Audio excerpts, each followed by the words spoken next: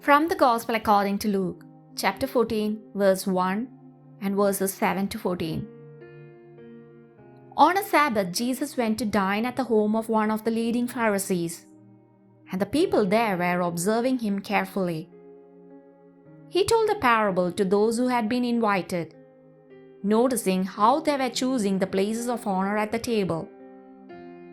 When you are invited by someone to a wedding banquet, do not recline at table in the place of honor.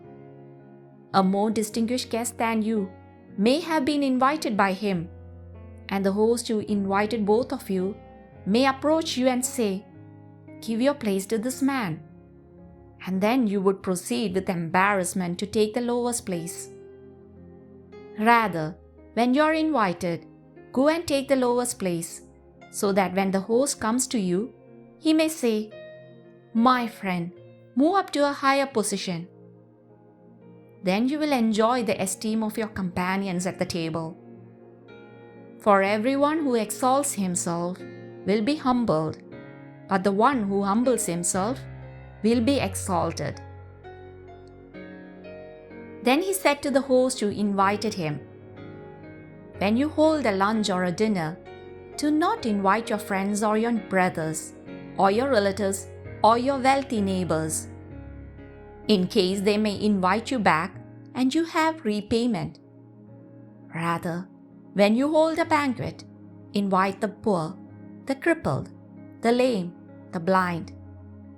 Blessed indeed will you be because of their inability to repay you, for you will be repaid at the resurrection of the righteous." Jesus, while participating in a meal at the house of one of the leaders of the Pharisees, takes the opportunity to teach humility.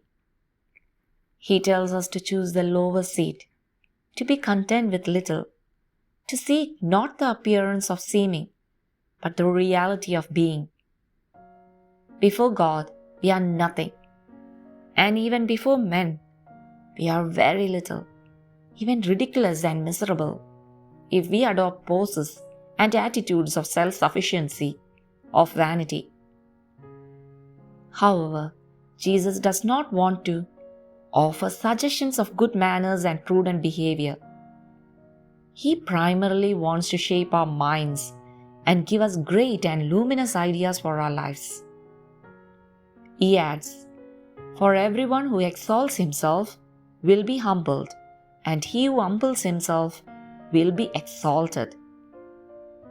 This may sometimes happen in this life, here on earth, but that is secondary. What is essential is that the humble will be exalted in heaven by God Himself. "Do you want to be great?" asked Saint Augustine, and he replied, "Begin with the smallest things. Do you want to build a tower of great height?